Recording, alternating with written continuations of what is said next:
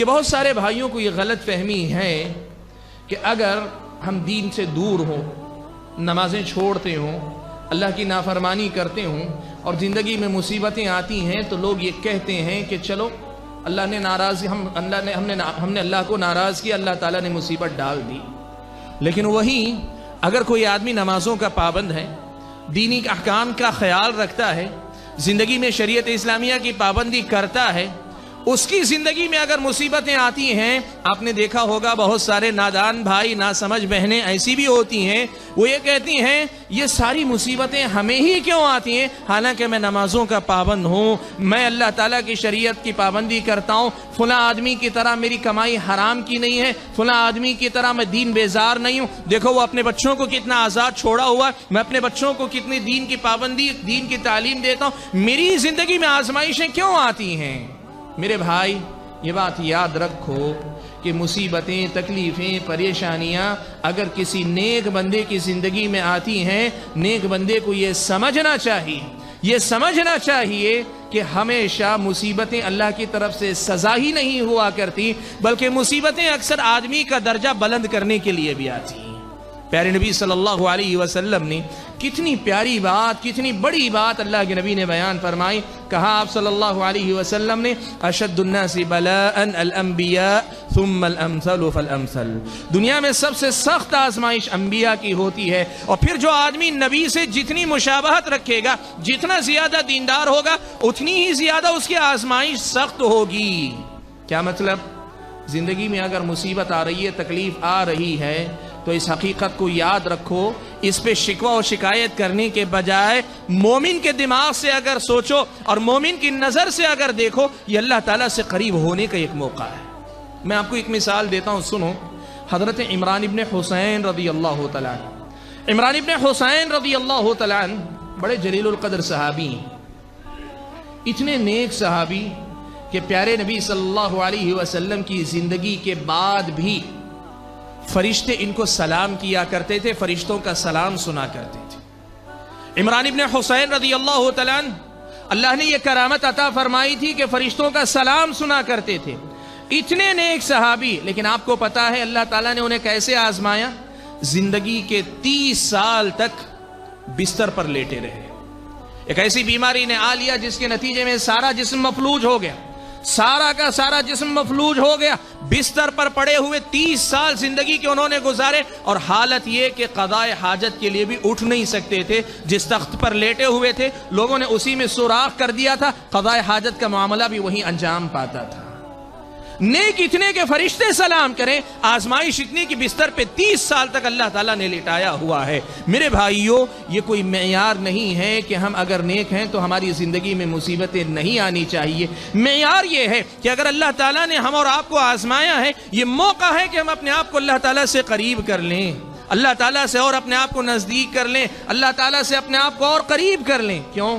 اس لیے کہ مصیبت ہمیشہ سزا نہیں ہوا کرتی، مصیبتیں، مشکلات، تکلیفیں اکثر آدمی کے درجات بلند کرنے کا باعث بنا کرتی ہیں۔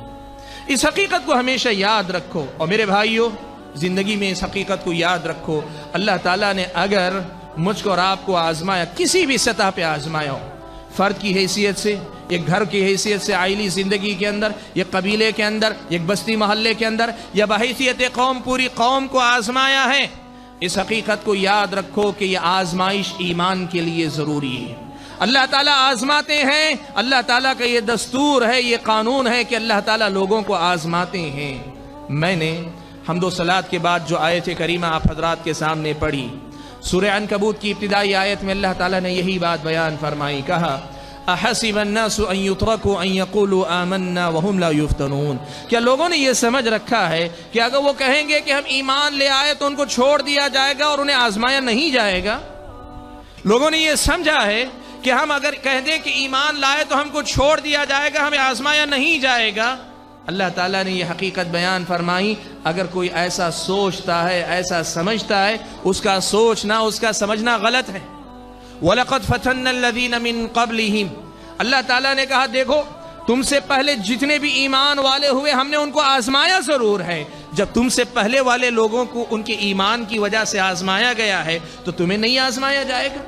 تمہاری زندگی میں آزمائش نہیں آئے گی؟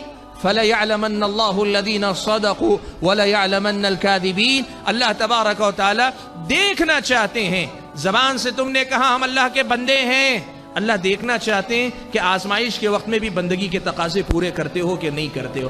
تم کہتے ہو ہم نبی کے امتی ہیں، اللہ تعالیٰ دیکھنا چاہتے ہیں مصیبتوں میں نبی کی سنت کا خیال رکھتا ہے، نبی کے اتباع کو تم ذہن میں رکھتے ہو، نبی کے احکام کی پیروی کرنے کا خیال رکھتے ہو کہ نہیں رکھتے ہو، اللہ تعالیٰ آزمانا چاہتے ہیں۔ تم کہتے ہو ہم مسلمان ہیں، ہم فرما بردار ہیں، اللہ تعالیٰ دیکھنا چاہتے ہیں کہ تم موافق حالات میں تو مسلمان ہو، نہ موافق حالات میں تمہارا اسلام کس درجے کا ہے، تم کس درجے کے مسلمان ہو، کیا موافق حالات میں جو دعویٰ ہے نہ موافق حالات میں بھی ویسی ہی بندگی تم کرتے ہو؟ اللہ تعالیٰ یہ دیکھنا چاہتے ہیں۔ فَلَيَعْلَمَنَّ اللَّهُ الَّذِينَ صَدَقُوا وَلَيَعْلَمَنَّ الْكَاذِبِينَ۔ بھائیو، ایمانی زندگی آزمائش کے بغیر ادھوری ہوتی ہے۔ آزمائش سے ایک آدمی کا ایمان مکمل ہوتا ہے، آزمائش سے ایک آدمی کو موقع ملتا ہے کہ وہ اپنے آپ کا جو دعویٰ زبانی ہے اس دعوے کو عملی شکل دے سکے۔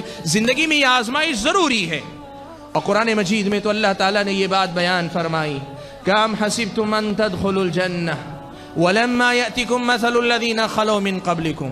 لوگو، اللہ تعالیٰ نے تمہیں اگر آزمایا ہے، اگر تمہیں آزمایا ہے، تمہاری آزمائش کیا ہے؟ کسی کو اللہ تعالیٰ نے فقر و فاقے میں رکھا ہوگا، کسی کو اللہ نے بیمار کر دیا ہوگا، کسی کو اللہ تعالیٰ نے کسی ذہنی پریشانی میں مبتلا کیا ہوگا، کوئی اپنی اولاد کی طرف سے پریشان ہوگا، کوئی اپنے کاروبار کی طرف سے پریشان ہوگا۔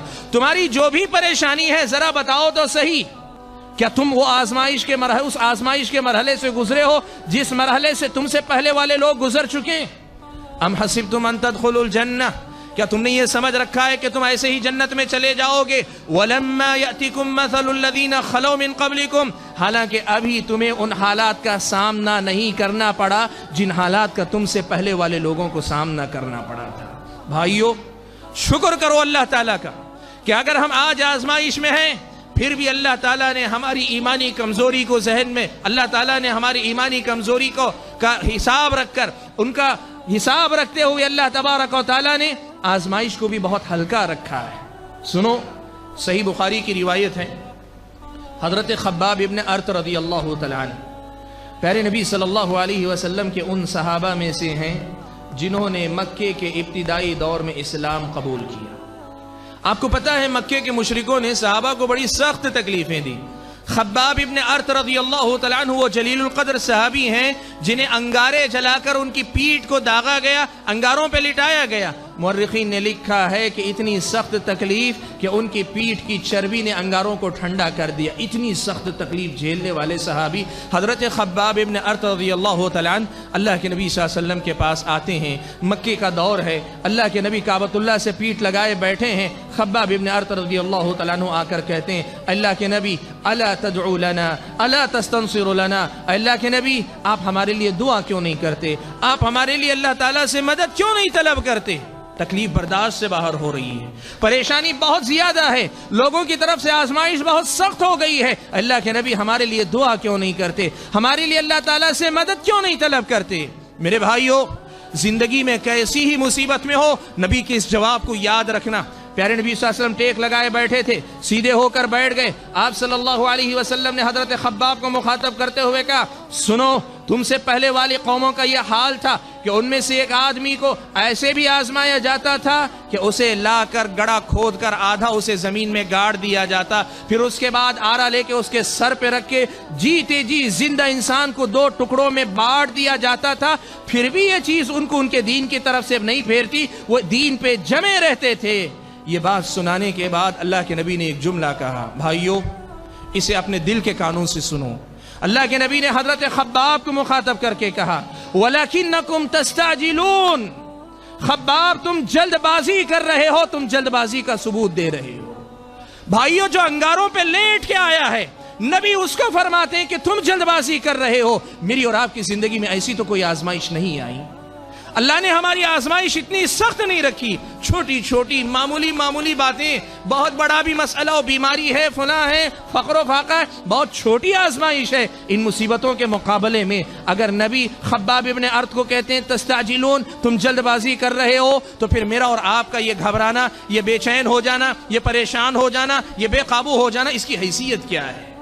بھائیوں، زندگی کی سچائی کو یاد رکھو کہ اللہ تعالیٰ جو جنت مجھ کو اور آپ کو دینا چاہتے ہیں بہت قیمتی ہے، بہت قیمتی ہے۔ اللہ کے نبی نے کہا الا ان سلعۃ اللہ غالیہ، لوگوں سنو، اللہ تعالیٰ نے جس سامان کا تم سے سودا کیا ہے وہ جنت ہے، اور یہ بڑی قیمتی ہے۔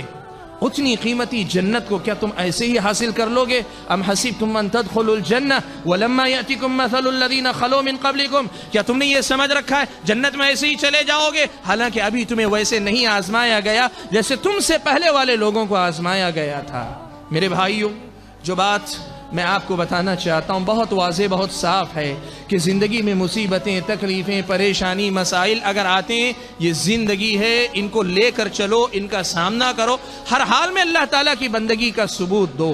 وہ آدمی اچھا مسلمان نہیں جو موافق حالات میں تو اللہ کی بندگی کرتا ہے لیکن مخالف حالات میں نافرمان ہو جائے۔ اللہ تعالیٰ کا بندہ اچھے وقت میں رہے، برے وقت میں اللہ تعالیٰ کو بھول جائے، یہ اچھا مسلمان نہیں ہے۔ یا نبی سلام